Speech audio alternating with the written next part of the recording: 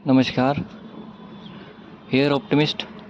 तो division allocation start हो गया आज से और ये 5 तारीख से लेके 17 तक रहेगा। ठीक है, अभी आज से मत भरना। ठीक है, अभी 1-2 दिन वेट करो।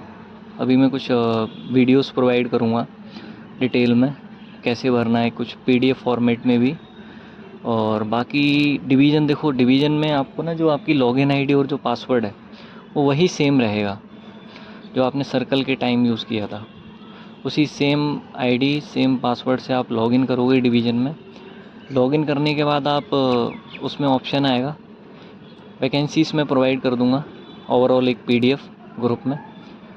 और बाकी ग्रुप जो सर्कल वाइज ग्रुप है वहाँ भी आपको सब जगह वैकेंसीज़ मिल जाएंगी। उसके बाद आप वहाँ पे आपको 3 ऑप्शन मिलेंगे, एक PACORO, PAPO और ऐसे। अब जैसे आपको जो भी प्रेफर करना है, आपको जैसे PAPO पहले चाहिए है ना, तो आपको पहले PAPO में क्लिक करना होगा। PAPO में वहाँ पे आपके नीचे बहुत सारे ऑप्शंस आएंगे। PAPO ये जो भी जितने भी डिवीजन्स हैं, 20 हैं तो 20 डिवीज़न की सारी लिस्ट होगी। अब वहाँ पे आपको किसको पहले प्रेफरेंस देनी है, तो उसके लिए ना सबसे बेस्ट तरीका ये है कि मैंने आपको बोला है कि अभी आपके पास सबके पास वैकेंसीज़ आ गई होंगी, नहीं होगी तो शाम तक मिल जाएगी। ठीक है, उस वैकेंसीज़ के अकॉर्डिंग 1 से लेके मतलब 1 2 3 अपने प्रेफरेंस के अकॉर्डिंग एक लिस्ट बना लो। एक एक पेपर पे अपनी अकॉर्डिंग एक लिस्ट बना लो। उससे क्या रहेगा, जब आप भरने बैठोगे तो आपको बड़ा आसानी रहेगी। आप PAPO में सारे डिवीजन्स की पहले से लिस्ट बना रखी है, आप जस्ट वहाँ से 1 2 3 करके उनको सेलेक्ट करते गए, वो नीचे आते जाएंगे। ठीक है, 1 2 3 के हिसाब से। और आपको सारे डिवीज़न भरने हैं। PAPO सेलेक्ट किया तो PAPO के सारे डिवीज़न, जब तक नहीं भरोगे तब तक वो वहाँ का PAPO सबमिट नहीं होगा। जब वो PAPO के सारे डिवीज़न हो जाएंगे, अब आपको जैसे लाइक ऐसे चाहिए तो आप ऐसे में जाओगे, फिर वहाँ ऐसे में आप सबको सेलेक्ट करोगे अपनी प्रेफरेंस चॉइस के अकॉर्डिंग। फिर आप CORO ऐसी सब कुछ सारा एक बार सेलेक्ट कर लोगे, देन आपका एक लास्ट सबमिट का आएगा, आप सबमिट कर दोगे। ठीक है, डिवीज़न प्रेफरेंस फॉर्म भर गया। ठीक है, अब इसमें सबसे बड़ा डाउट है कि ये एलोकेशन होगा कैसे। ठीक है, तो देखो डिवीज़न में कैडर का जो है वो कैटेगरी बेसिस पे होगा। कैडर मीन्स PACORO, PAPO और ऐसे।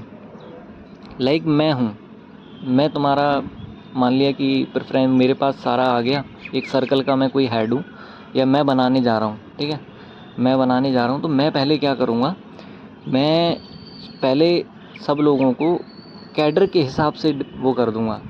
मतलब ये क्या होता है कि कोई नॉर्मली पेन पेपर से नहीं करता है, एक सॉफ्टवेयर होता है जहाँ तक है ना, उस सॉफ्टवेयर के अकॉर्डिंग कुछ फ़िल्टर्स डालते हैं। ठीक है, तो जो CORO, PAPO और ऐसे, इसको हम पहले कैटेगरी बेसिस पे, या मैं या मतलब जो सर्कल करेगा वो पहले कैटेगरी बेसिस पे अलग से सॉर्ट आउट कर देगा। मतलब कि CORO में अगर 50 वैकेंसी है तो 50 वैकेंसी को वो कैटेगरी के हिसाब से, कैटेगरी रैंक और कैटेगरी वैकेंसीज़ के हिसाब से CORO के अलग कर देंगे वो 50। PAPO में 500 हैं तो 500 वो अलग हो गए कैटेगरी रैंक के हिसाब से कि किसको PAPO मिलेगा। जिस हिसाब से आपने प्रेफरेंस दी होगी तो उस हिसाब से पहले कैटेगरी और कैटेगरी वैकेंसीज़ के हिसाब से आपको तीनों कैडर में अलग अलग डिवाइड कर दिया जाएगा। अब जब तीनों कैडर अलग अलग लिस्ट एक बन गई, माना कि 500 वैकेंसी PAPO की थी तो 500 PAPO वाली एक लिस्ट है। अब जो PAPO के अंदर जो अब फर्दर जो डिवीज़न का सिलेक्शन होगा, समझ रहे हो ना, फर्दर सिलेक्शन, लेकिन उसके अंदर जो 500 वैकेंसी उसमें कैसे होगा, तो उसमें पहले PWD, ESM, देन उसके बाद AIR बेसिस होगा। ठीक है, तो ये है प्रॉपर एक कैसे होगा। ठीक है, ऐसा नहीं है कि सारा का सारा कैटेगरी बेस पे होगा, या ऐसा नहीं है कि सारा AIR बेसिस पे होगा।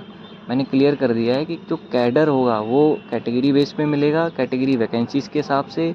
जब वो कैडर सॉर्ट आउट कर देंगे देन उसके बाद वो फिर जो डिवीज़न फर्दर मिलेंगे ऐसे के अंदर कौन कौन से RMS हैं, उसको जब वो डिसाइड करेंगे तो वो होगा AIR बेसिस पे। और जो PWD या ESM है उनकी जो अपनी प्रेफरेंस है उनको थोड़ा शायद प्रेफर ज़्यादा करेंगे, ऐसे करके उस हिसाब से होगा मतलब। ठीक है, बट हाँ आपको कैडर में कैटेगरी वाइज आपका हुआ, ऐसा नहीं है कि वहाँ भी AIR बेसिस होगा, वहाँ भी नहीं, वहाँ ऐसा नहीं है।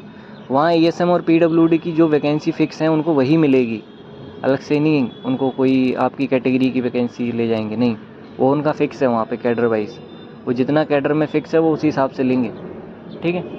तो ठीक है, इससे और वरी मत होइए, और बाकी जो भी चीज़ें होंगी हम सारी चीज़ प्रोवाइड करेंगे, ठीक है। बाकी ये यूट्यूब चैनल बना दिया है, क्योंकि बाकी मैंने देखा है कि यूट्यूब चैनल पे गलत इन्फॉर्मेशन दे रहे हैं, तो मैंने सोचा एक सही इन्फॉर्मेशन प्रोवाइड की जाए सबको ना।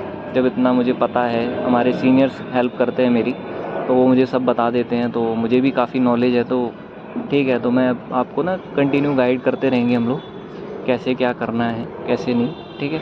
बाकी किसी यूट्यूब चैनल पे आप हो सके तो विश्वास मत करिए, कोई और इन्फॉर्मेशन जो दे रहा है उस पर विश्वास मत करो, जब तक हम यहाँ जो दे रहे हैं ये काफ़ी वेरीफाई करके देते हैं, ठीक है। इन्फॉर्मेशन जो भी मैं प्रोवाइड करता हूँ, इवन देखा होगा मैं टेलीग्राम पे भी चैनल में क्या नाम है, इतनी जल्दी कोई भी चीज़ डाल भी देता हूँ तो उसको मैं डिलीट भी कर देता हूँ अगर मुझे कोई डाउट होता है। तो जो भी चीज़ मैं वहाँ पे डाल रहा हूँ ना, वो उसमें 100% श्योरिटी के साथ वो जो इन्फॉर्मेशन होती है वो 100% श्योरिटी होती है उसकी, तभी प्रोवाइड करता हूँ, ठीक है। अभी लास्ट ईयर्स के हमने सारे वो देखे हैं, अभी CHSL लिख किसका, अभी इसका, ये सब कि किस हिसाब से क्या हो रहा है, ठीक है। तो उसी हिसाब से सब कुछ बताया है, मतलब कि डिवीज़न में कैडर जो मिलेगा वो कैटेगरी वाइज मिलेगा, उसी के हिसाब से वो कैटेगरी की जितनी वैकेंसी है उस हिसाब से ही होगा। लेकिन उसके बाद जो फर्दर डिवीज़न मिलेंगे PA PO के अंदर या ऐसे के अंदर, जो उनका उधर जो होगा, ठीक है, वहाँ पे फिर PWD ESM EIR बेसिस ये सब होगा, ठीक है।